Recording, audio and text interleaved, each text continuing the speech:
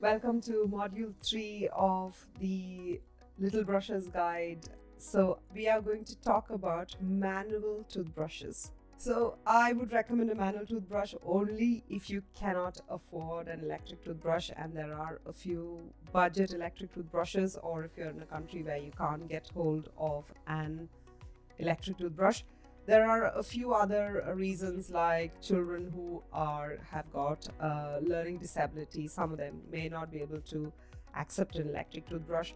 And then there are a few other very specific reasons where an electric toothbrush cannot be tolerated by a person, like if they got Parkinson's, then they may not be able to use it, or they've got really difficult, like any reason why they cannot have the vibrations, or they cannot tolerate the vibrations in the mouth. Those are only times where I would not recommend an electric toothbrush. Now, the biggest issue what I have with manual toothbrushes is, one is that it is evidence-based that it does not brush as well as an electric toothbrush. But the second and the most common reason what I see is because of toothbrush aberration, where people are not brushing correctly. So instead of the correct technique, you're brushing back and forth or up and down with the toothbrushes, which has been, what the message that has been passed on down the generation. And both of this can cause damage on the gum that covers the enamel. So it means it pushes the gum down and it causes a wear or a dip on the teeth. Once it causes a dip on the teeth, the problem is then it's that cycle that you cannot break.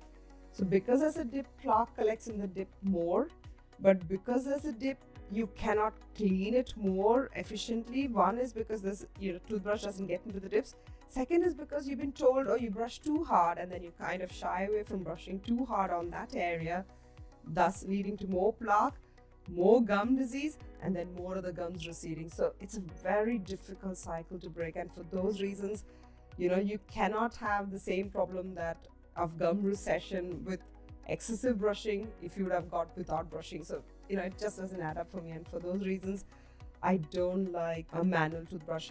Like anything, if you use it correctly, you can get efficient brushing. The issue is, in my let's talk about the last 5 years, I can count on my fingers how many people who use a manual toothbrush. Probably even one, maybe 5 people I've seen who can brush fairly efficiently. I don't expect teeth to be perfect. I don't have a perfect mouth. If you look in my mouth, you will see plaque there, but almost clean is what I want. Like, you're doing a fairly good job, and I haven't seen that other than probably 5 people in the last 5 years. So that's not a great statistic to have. So that's again another reason why I wouldn't recommend. Or let me rephrase it.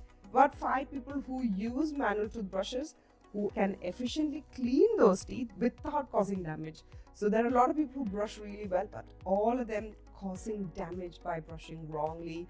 And there's always gum recession or toothbrush aberration in their teeth. And that's what I haven't seen with manual brushes. So the correct technique of brushing with a manual toothbrush is the bristles. So if that is your gum line, this is where most people miss brushing. A manual toothbrush should be kept facing towards the gum at a 45-degree angle, and then it should be cleaning 2 to 3 teeth at a time, 2 to 3 teeth at a time, and then sweeping in between up, 2 to 3 teeth at a time, then sweeping in between up, like that. On the insides of the mouth is again, that's another reason why I don't like this. It's very hard to do the insides of the mouth in a circle. So people again do back and forth or up and down, and that again can cause lots of forces onto the teeth, and the teeth starts moving away. So if you look at your own teeth or your children's teeth, the gum should be in a really good, like a scallop, like a nice U-shaped. If it's changing shape into a V-shaped, or the gum should again fall into your teeth like that. It should just fall in. If it's become like a thick, like a tire track, you can sort of see like a tire thickening or redness or change of shape. That's all signs that either you're brushing too much, or the fact that there is plaque sitting there irritating your gums and your body doesn't like it. So it's starting to become thick so that it can withstand the toxins that's produced by the bacteria in the mouth. there's two things. One is the gum doesn't like it when you brush hard back and forth or up and down at this area, so the gums recede. The second is the roots are just below the gum. The roots are not meant to be taking the force of the brushing, so it doesn't like it, and then the root starts wearing away and you start getting a dip on the teeth. The enamel actually becomes really thin as it goes towards the gum, as you can see here. And enamel is only as thin as about 0.3 to 0.5 millimeters thick at the bottom there, and there's a high risk of that coming away and again having the aberration where there is it's a tooth type of tooth wear. Another important is the correct grip, which again I have shown on as pictures. So the best holding the brush is either as a modified spoon or as a spoon, so that you don't put, if you use a power grip like that and you do back and forth, that's the wrongest way to brush your teeth. So with a manual toothbrush, you can either use modified spoon as shown there or a spoon. There are a few others, like in some of the older suggestions were as a precision or an oblique. So whichever is convenient for you, but you should not use like a power grip to brush your teeth. That's all. You just remember to not to do that. Also, we have to remember is that plaque's not very easy to clean and it's not very easy to see. So we have to make sure that you brush from the most difficult to reach and see areas of the mouth, that is insides of the lower teeth first. There is this last bit on the upper back teeth. So what happens is, for example, if this is your teeth and if that's your toothbrush, you've got to, when you want to brush, you open too wide. When you open too wide, the muscles and the cheek push your toothbrush and does not let it go all the way back. So what you need to do is open wide, put your toothbrush in, close halfway, and then you can get to the back and everything quite well, because your cheek doesn't push your toothbrush away. And so that's also another important thing to just bear in mind when you're brushing your teeth, to use, brush the most difficult areas first. Insides of the lower teeth, most people brush insides of the lower teeth last, and that's your biggest problem area for everybody. So start with the insides of the lower teeth, then brush everywhere else. Everybody brushes the upper teeth well, except children. Children always seem to miss out this upper front teeth really well for whatever reason. Possibly because parents brush for the children, or even when they brush themselves, I've noticed that they can see the lower teeth better, or I don't know why, but they always seem to brush the lowers better.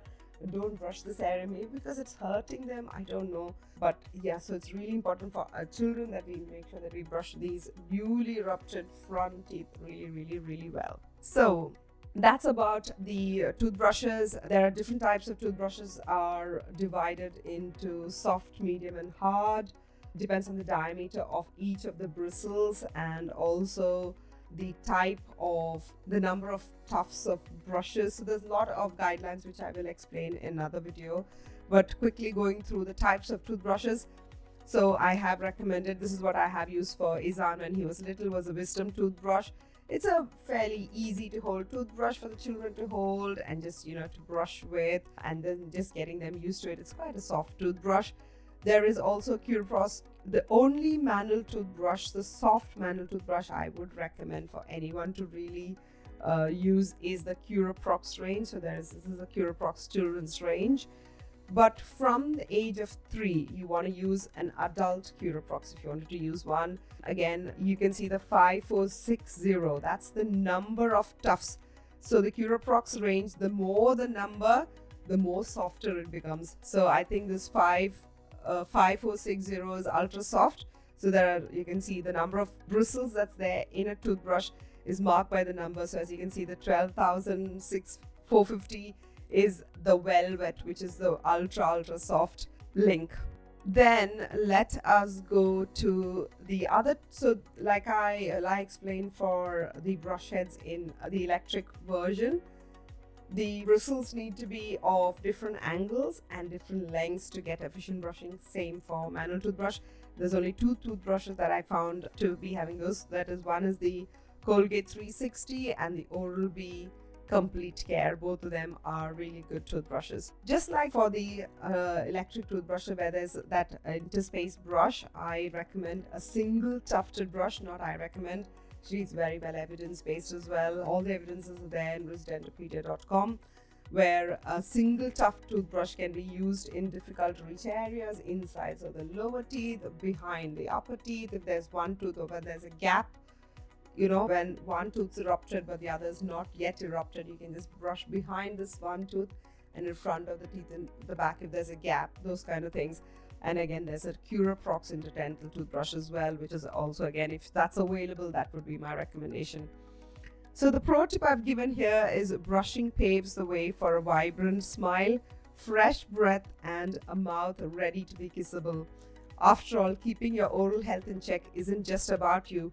It's about safeguarding our well-being and preventing the spread of germs to our loved ones, including spouses, children, parents, siblings, colleagues, and friends. It does spread with saliva, just like a sneeze can take the flu viruses to other people, so can a sneeze take it to other people, the bacteria. So you don't want to be spreading any gum disease causing or decay causing bacteria, so you want to be careful about that. So that's all for module 3. I shall see you in another module. Till then, take care.